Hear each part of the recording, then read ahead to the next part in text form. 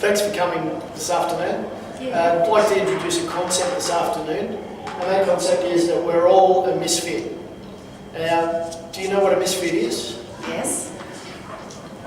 Tell me, what's a misfit to you? Somebody who doesn't fit into a circle or into society or... Well, the reason you've got a piece of paper there is I want you to draw what you think a misfit is. Ah. Draw for me what you think a misfit is.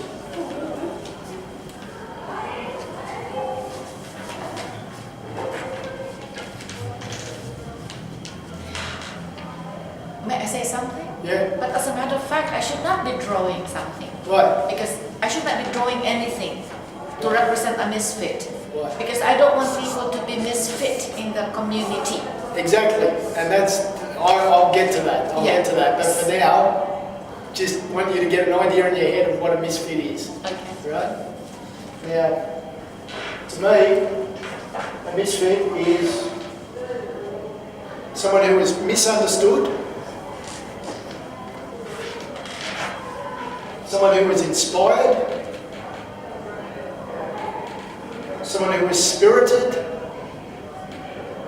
someone who is free-thinking, who is an individual, who is talented. Now, for too long, young people have been pushed aside, and for too long, young people have been forgotten about. And today, I'd like to tell you a story about a misfit. And that, to me, is what a misfit looks like. That's just one example.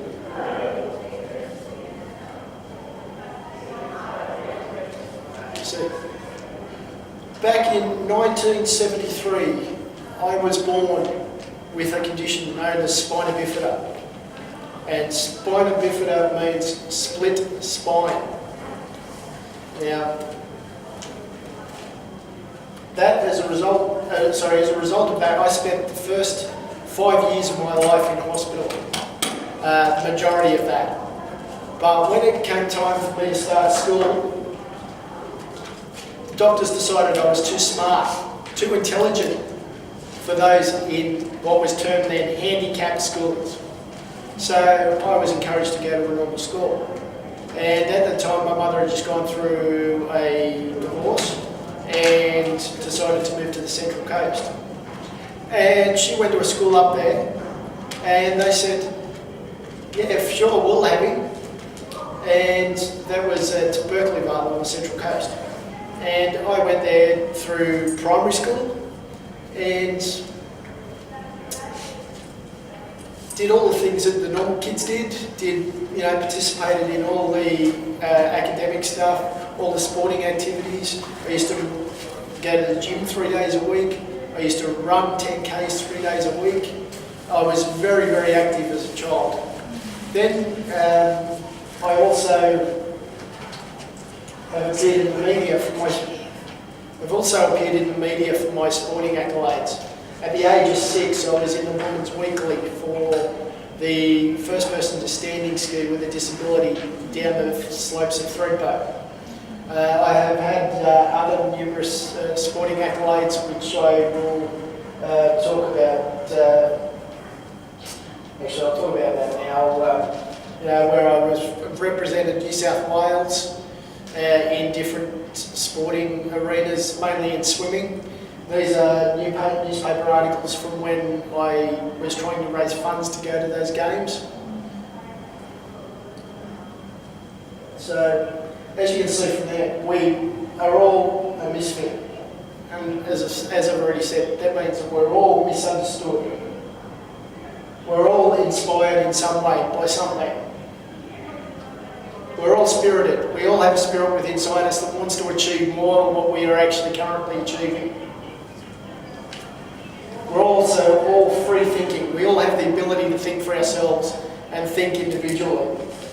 And that all leads on to the last one, which is that we are actually all individual and we are all talented in some way. Now, when it came time for me to go to high school, my mum went to the local high school attached to the primary school that I was attending. And at that time they were in temporary premises, all demountables. And the principal turned around to my mother and said, "Your son can come to our school in 6 months' time when we move to a permanent building," because they couldn't see me coping in a demountable school. To which my mother then turned around and said, "My son has a right to an education. Where's the paperwork? And my son is coming to your school whether you like it or not." Now, those years in high school were absolute hell for me. The staff didn't want me there, principal, teachers, none of them wanted me there. They thought it was too difficult for me to be there. I was finding it hard to keep up with my peers, but I pressed on and I pressed on. And then when it came time for me to leave school, I was actually halfway through year 9, and the school turned around to me and said, "You are leaving at the end of year 10, because I was at school under a government grant. And that government grant basically was to get me to the end of year 10, and then after that I was on my own, and they could not see me do year 11 and 12 by myself. So as a result, I was forced into a skills share program that was called Nadow Training College, which was actually based at St Leonard's. And basically what they did there was that they took people with disabilities, of all forms of disability, and actually taught them office procedures, general office tasks. And out of that, I acquired a job with the clinical superintendent of what is now Sydney Children's Hospital. And it was one day while I was there, I had a very embarrassing medical mishap, as I like to term it. And so I had to leave the office and travel back to Neutral Bay, where I lived at the time. And I got down to Circular Quay, and I sat in the park opposite the ferry wharf at Circular Quay. There were park benches there, so I sat there for a while, feeling really down and depressed, and really down on myself. So I reached into my bag. I had a backpack on me at the time, very similar to the one that I carry around with me today. And I reached into my bag and I pulled this out of my bag. I took the lid off it and I consumed the whole entire bottle of what is a drug that comes from America, and at the time you could only get a prescription for it from the medical board in Canberra.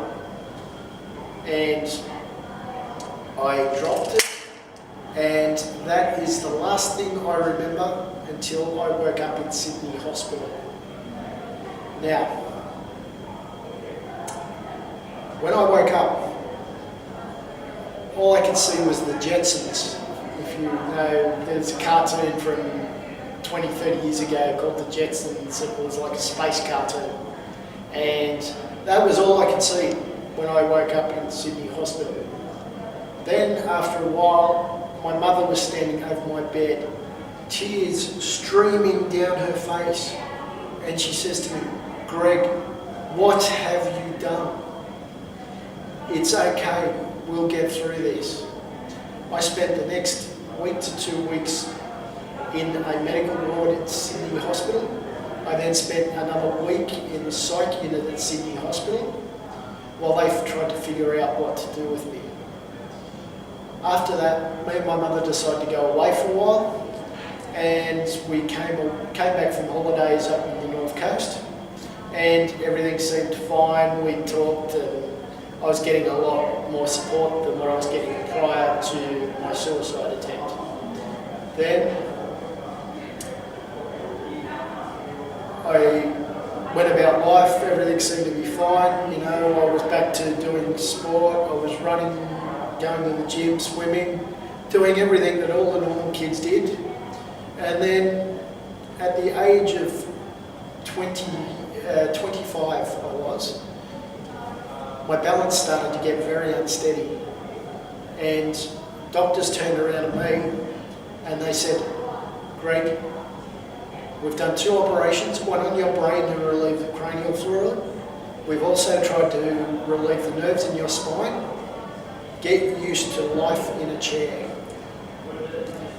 Well, that was fine. Can I interrupt you there, because I would like to, because you're talking now about the surgeries and interventions, the way it looks.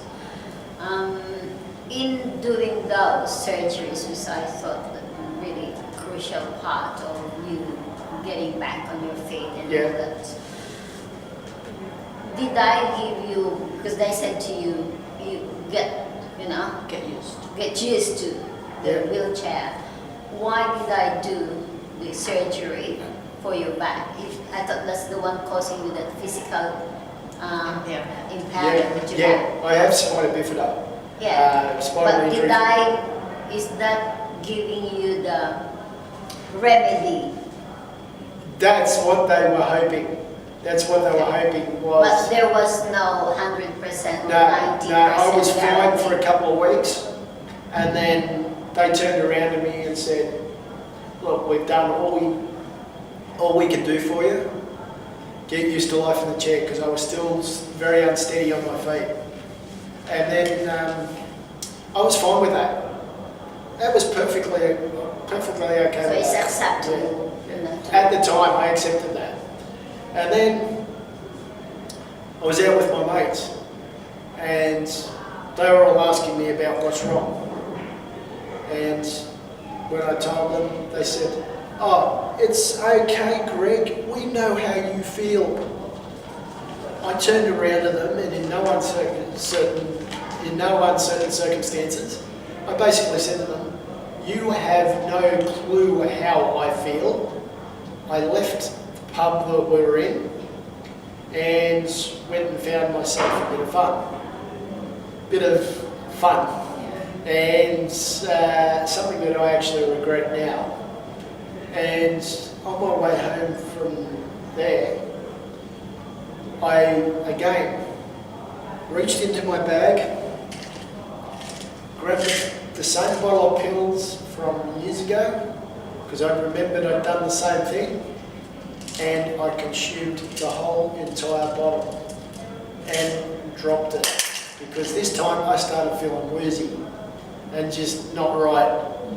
So all I could do was reach for my mobile phone and dial 000. I don't know how the hell I managed to do that, but that was all I could manage to do. So this happened, the next one that you attempted to do was after your surgery and all that? Yes. Okay. But because this is the thing that concerns me once you get through hospital rehabilitation and all that.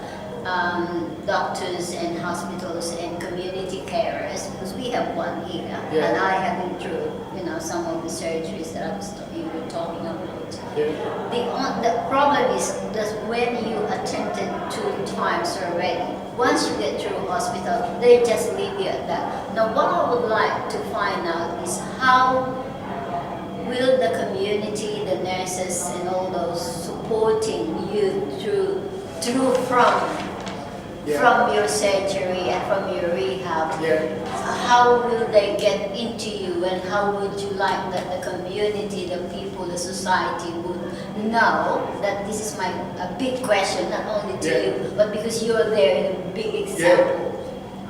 How will they come for intervention, not because of your physical disability, but because of your other repercussions that came through out of where you are now? That's what I would like to ask from you. On how would you like them to have the intervention program somehow, or some ways to come and help you out, because say your friends, oh, I know how you feel. You don't exactly know. Exactly. And that was my reply. You have no clue. How would you tell them that? Well, I'll go on and I'll explain how I actually got through that. Or is it getting through? Or is there any message out there that you're doing something? Yeah. Or would you like us to help you? Yeah, well, Or the people like you have? yeah, Actually, he has a yeah. support. Well, He has a support. yeah. So then, basically, they then turned around and said they had, once I'd woken up, again, my mother standing over my bed, tears again streaming down her face, and she says to me, "What have you done? It's all right, yeah, it's all right, it's all right. Whatever it is, it's okay." And so I spent some time in Sutherland Hospital, and they had no clue what to do with me. So they got a hold of an organisation called the Northcott Society. And they had no clue at the time, but I had connections previously to Northcott.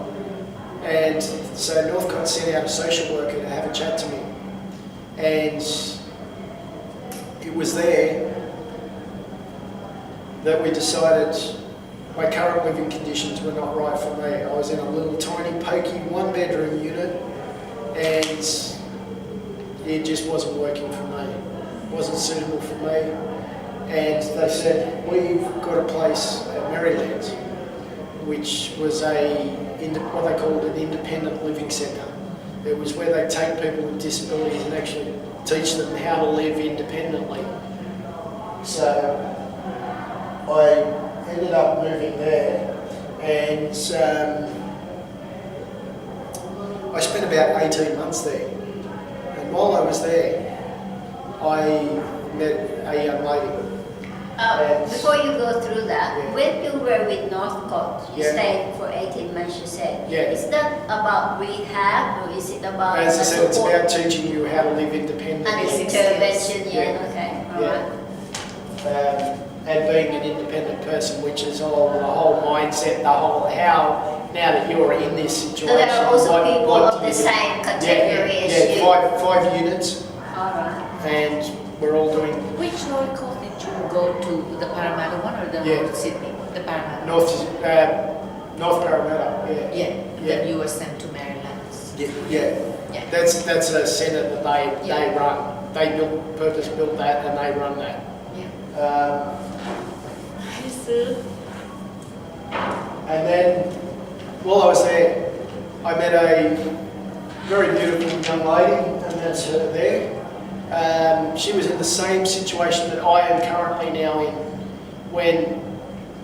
when we were there. Now, over time, her disability has also deteriorated to the point where she is now in an electric wheelchair and has severe chronic muscular atrophy, and has a lot of neurological conditions and a lot of other health issues as well that she is trying to deal with.